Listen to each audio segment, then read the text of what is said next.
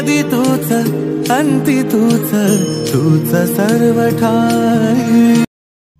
श्री स्वामी समर्थ। स्वामी समर्थ तुमच्या सर्वांच्या इच्छा आकांक्षा पूर्ण करो, हीच मी स्वामींच्या चरणी प्रार्थना करते आणि आपल्या आजच्या व्हिडिओला सुरुवात करते। तर उद्या आहे सोमवार आणि उद्या आलेली आहे चंपाषष्ठी। तर असा हा योग दुर्मिळ योग जुळून आलेला आहे। तर चंपाषष्ठी ही 6 दिवस म्हणजे खंडेरायाचे घट बसून 6व्या दिवशी चंपाषष्ठी साजरी करून घट उठवले जातात। तर त्याला खंडेनवमी असं देखील म्हटलं जातं। तर उद्या आपल्याला असा हा एक उपाय करायचा आहे। या ठिकाणी असे हे काळे तीळ अर्पण करायचे आहे। रात्रीतून नशीब बदले, 7 पिढ्यांना धन धान्य संपत्तीची कधीच कमी पडणार नाही, त्यासाठी आपल्याला हा उपाय करायचा आहे। तो कसा करायचा आहे, कधी करायचा आहे, याची संपूर्ण माहिती मी तुम्हाला या व्हिडिओमध्ये देणार आहे। तर त्यासाठी व्हिडिओ अजिबात स्किप न करता शेवटपर्यंत नक्की बघा आणि तुम्ही अजून जर आपल्या चॅनलला सबस्क्राईब केले नसेल तर नक्की करा आणि कमेंटमध्ये श्री स्वामी समर्थ लिहायला विसरू नका आणि शेजारचं बेल आयकन देखील दाबा, म्हणजे जे नवनव व्हिडिओ मी अपलोड करेल त्याची नोटिफिकेशन तुम्हाला मिळेल। उद्या आहे चंपाषष्ठी। तर उद्या चंपाषष्ठी प्रत्येक ठिकाणी साजरी केली जाते। श्री खंडेरायांची नवमी आहे। तर ही नवमीची उद्या समाप्ती होणार आहे। खंडेराय हे महाराष्ट्राचे कुलदैवत आहे। तसेच कर्नाटकामध्ये देखील चंपाषष्ठी ही खूप थाटामाटाने साजरी केली जाते। जिथे जिथे खंडोबाचं मंदिर आहे तेथे खंडेरायांना तळी भंडार किंवा भंडारा उधळला जातो।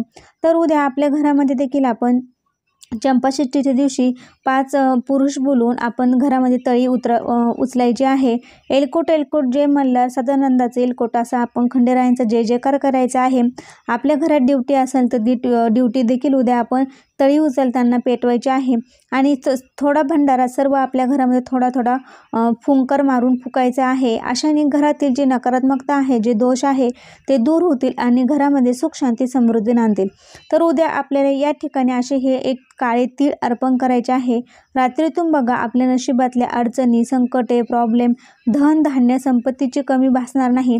आयुष्यात खूप अडचणी असतील त्या देखील दूर होईल। आपलं नशीब रातोरात बदलेल। नशिबाले साथ आपल्याला मिळत नसेल तर त्यासाठी देखील तुम्ही हा उपाय करायचा आहे। आपण खूप कष्ट करतो, काबाड कष्ट करतो, तरी देखील नशिबाची आपल्याला साथ मिळत नाही। अशा अडचणींतून आपली सुटका होईल किंवा आपल्या घरामध्ये सतत एखादा व्यक्ती आजारी असेल तर त्या व्यक्तीचा देखील आजार बरा होईल आणि घरामध्ये लक्ष्मी धनसंपत्ती कायमस्वरूपी राहील। त्यासाठी आपल्याला उद्या हा उपाय करायचा आहे। तर हा उपाय आपण दिवसभरामध्ये कधीही करू शकतो। तुम्ही तुमच्या टायमिंगनुसार, वेळेनुसार हा उपाय करायचा आहे। तर त्यासाठी आपल्याला एक तांब्या भरून घ्यायचा आहे आणि आपल्याला थोडेसे त्यामध्ये काळे तीळ टाकायचे आहे। आपल्याला 21 किंवा 11 बेलपत्र घ्यायचे आहे आणि ते घेतल्यानंतर अजून एक सर्वात महत्त्वाची गोष्ट म्हणजे आपल्याला थोडा मध घ्यायचा आहे। तर ह्या वस्तू घेऊन आपल्याला सर्व वस्तू घेऊन महादेवाच्या मंदिरामध्ये जायचं आहे। खंडेराय हे महादेवाचे स्वरूप आहे, त्यामुळे उद्या सोमवार आहे तर नक्कीच आपल्याला महादेवाच्या मंदिरामध्ये ह्या वस्तू घेऊन जायचं आहे।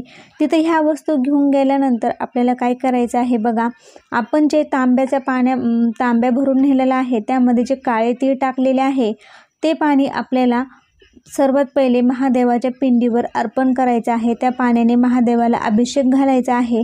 त्या पाण्याने अभिषेक घातल्यानंतर आपण काय करायचं आहे, जे बेलपत्र आणि मध नेलेलं आहे ते बेलपत्र आपण मधामध्ये बुडवून किंवा थोडं थोडं मध त्या बेलपत्रांना लावून जे गुळगुळीत बाजू आहे ती आपण पालथं जसं बेलपत्र आहे उलटं तसं ते मध लावून एक एक बेलपत्र आपण महादेवाच्या पिंडीवर अर्पण करायचं आहे। तुम्ही जर महिला असेल तर नमः शिवाय म्हणायचं आहे आणि तुम्ही जर पुरुष असाल तर ओम नमः शिवाय असं म्हणत एक एक बेलपत्र आपण अर्पण करायचं आहे। तुम्ही 21 बेलपत्र नेलेले असो किंवा तुम्ही 11 बेलपत्र नेलेले असो तर असे हे बेलपत्र आपल्याला अर्पण करायचे आहे। आणि बेलपत्र अर्पण करताना पुरुषांनी नमः शिवाय, महिलांनी नमः शिवाय आणि पुरुषांनी ओम नमः शिवाय असं म्हणायचं आहे आणि आपल्या इच्छा आकांक्षा पूर्ण होऊ द्या अशी आपण महादेवाला प्रार्थना करायची आहे। खंडेरायांचं ते दुसरं स्वरूप आहे, त्यामुळे नक्कीच तुम्ही उद्या हा उपाय करायला विसरू नका। त्याचप्रमाणे आपल्या घरामध्ये जर सतत कोणी आजारी असेल, कोणता व्यक्ती आजारी असेल तर 21 दिवस आपण त्या व्यक्तीला ह्या पाण्याने आंघोळ घालायची आहे।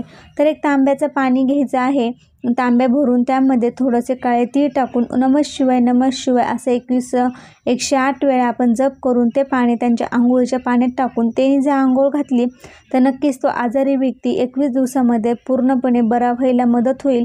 त्यासाठी तुम्ही देखील हा एक उपाय देखील करू शकता। आणि बघा, आपल्या आयुष्यात धन संपत्ती किंवा धनधान्याची कमतरता भासू नये म्हणून उद्या चंपाषष्ठी आहे, तर नक्कीच उद्या तुम्ही ही एक वस्तू अर्पण करायला विसरू नका। आयुष्यातील सर्व संकटे, अडचणी, प्रॉब्लेम दूर होतील, रातोरात नशीब बदलेल। तर त्यासाठी आपल्याला उद्या ही एक गोष्ट अर्पण करायची आहे। तर ही गोष्ट अर्पण केल्याने सर्व प्रॉब्लेममधून, सर्व अडचणीतून सुटका होईल, सर्व आपल्या घरामध्ये सुख शांती समृद्धी नांदेल। तर हा उपाय आपल्या वेळेनुसार दिवसभरामध्ये तुम्ही कधीही करू शकता। त्याचप्रमाणे तुम्ही एक तांब्याचा कलश भरून घ्यायचा आहे। कलश म्हणजे तांब्या भरून त्यामध्ये काळे तीळ टाकून एक शमीपत्र आणि एक बेलपत्र घेऊन तुम्ही ते पाणी दररोज 21 दिवस महादेवाला देखील अर्पण केलं ना, तरी देखील आपल्या घरातील आजारी व्यक्ती पूर्णपणे बरं व्हायला मदत होईल, सर्व आजारपण दूर होईल। असं तर हा उपाय 21 दिवस नक्की करून बघा, त्या अडचणीतून देखील तुमची सुटका होईल। तर अशा प्रकारे उद्या आपल्याला हे काळे तीळ अशा या ठिकाणी अर्पण करायचे आहे। आपलं रातोरात नशीब बदलेल, धन धान्य संपत्तीची कधीच कमतरता भासणार नाही, नशीब चमकेल। तर कसा वाटला व्हिडिओ ते कमेंटद्वारे नक्की सांगा। आणि तुम्ही अजून आपल्या चॅनलला सबस्क्राईब केले नसेल तर नक्की करा। श्री स्वामी समर्थ। धन्यवाद।